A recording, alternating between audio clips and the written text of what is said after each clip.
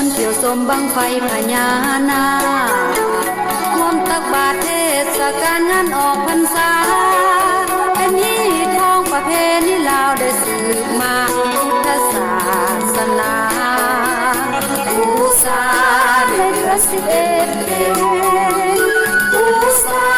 เดือน11เพลเสียงบรรเลงเมาโฮลีปีแคนดังก้องโยมอยู่คองน้ำคองเกี่ยวกล่อมเสียงเพลงฮึดจุ่มฮึดฮึดฮึดฮึดฮึดจุ่มฮึดฮึดจุ่มฮึดฮึดฮึดฮึดฮึดจุ่มฮึดงามสีพายประดับอาเพนในลำโขงงามสีพายประดับอาเพนในลำโขง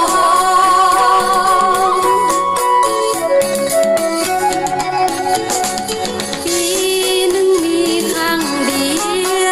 วปีหนึ่งมีครั้งเดียวแลเลี้ยวบังไฟพญานาค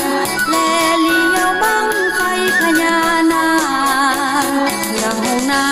ำลำคลองนาสจันเครื่องน้ำลำคลองนาสจันแสดงถึงความฮักของพญานาคแสดงถึงความฮักของพญานาคถวายไว้กราบองค์พระพุทธสัมมาถวายไว้กราบองค์พระพุทธสัมมาขึ้น15 ค่ำของเดือน11เพล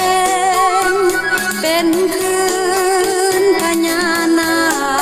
คเป็นคืนพญานาคข้าพระองค์ทรงพระธรรม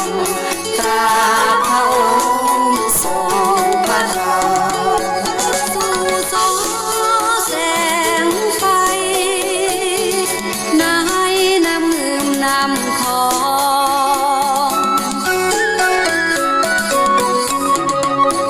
ขอเชิญชวนเกี่ยวสมประเพ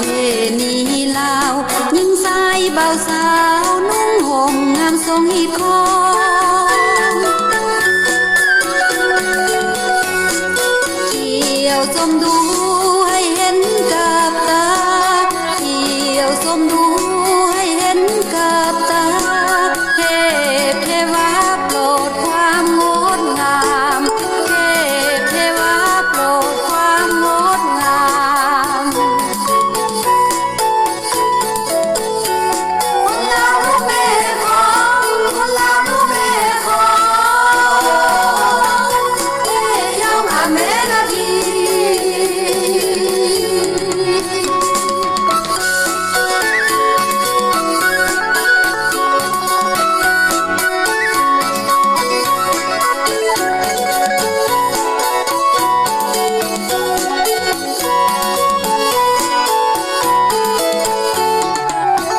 ขอเชิญชวนเกี่ยวสมประเพ